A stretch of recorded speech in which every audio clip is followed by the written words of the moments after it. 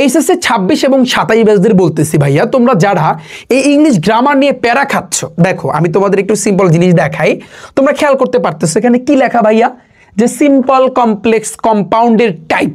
অনেকে এই চেঞ্জিং সেন্টেন্সের ভিতরে সিম্পল কমপ্লেক্স কম্পাউন্ড, অনেকে ভয়েস আছে অ্যাক্টিভ থেকে প্যাসিভ, প্যাসিভ থেকে অ্যাক্টিভ আছে, এছাড়া গ্রামারের যে অন্যান্য আইটেমগুলো আছে যেমন রাইট ফর্ম অফ ভার্ব, অনেক প্যারা মনে হচ্ছে ভাইয়া। বিশ্বাস করো, তুমি বিশ্বাস করো, এই যে দেখো সিম্পল কমপ্লেক্স কম্পাউন্ডের টোটাল আমি তোমাকে 8টা থেকে 10টা রুলস শিখাবো। কয়টা ভাইয়া?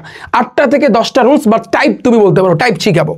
এবং এগুলো রুলস ওই যে ছোট্টবেলা যা পড়ছো না, 9-10 বসে যা পড়ছো সেরকমও না, জাস্ট সহজে আমি তোমাকে একটু দেখাই যে ভাইয়া যদি ভার্বের সাথে আইএনজি থাকে, যদি ভার্বের সাথে আইএনজি থাকে ওটা সিম্পল, কোনো কথা নাই। তুমি দেখবা সিম্পলের যতগুলো রুলস আছে চেনার উপায় হয়েছে কিন্তু ভাইয়া ভার্বের সাথে আইএনজি থাকে ম্যাক্সিমামে।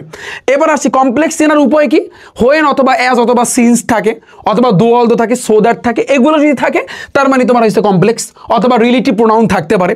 আর কম্পাউন্ড চেনার একেবারে সহজ উপায় হয়েছে কিন্তু ভাইয়া তোমার অ্যান্ড, অথবা আমি যদি বলি ভাইয়া বার্ড থাকতে পারে, সো এগুলা যদি থাকে, অথবা অর থাকতে পারে, তো এগুলো হচ্ছে কিন্তু ভাই তোমার কম্পাউন্ড।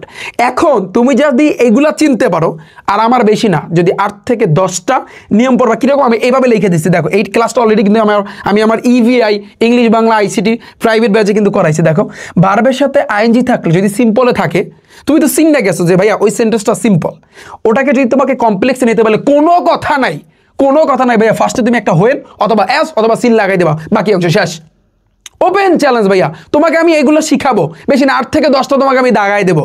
এনাফ ভাইয়া, তুমি একটু পড়বা, 5 মিনিট সর্বোচ্চ 10 মিনিট তুমি পড়বা, সিম্পল কমপ্লেক্স কম্পাউন্ডের 14 গোষ্ঠী ভাইয়া তোমার কাভার হয়ে যাবে।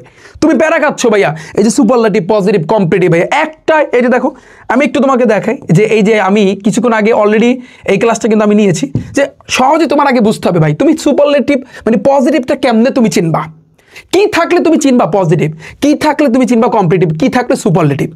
এরপর আমি যদি তোমাকে বলি যে ভাইয়া পুরো জিনিসটা কিভাবে চেঞ্জ করবা, দেখো একেবারে শর্টকাটে শিখাই দিছি, শর্টকাটে ভাইয়া, এর মতো সহজ কিচ্ছু নাই। তুমি শোনো, তুমি এখন হায়ার লেভেলে পড়তেছ, তোমার কি এখন ওইসব রুলস পড়া 9-10 যেভাবে রুলস পড়া ওগুলো কি টাইম আছে ভাইয়া? ওগুলো কিন্তু ভাইয়া টাইম নেই, আমাদের শর্টকাট ইউজ করতে হবে ভাই। কি আছে কি নাই, মানে কি থাকলে কি হবে বা শেষ, কিচ্ছু না।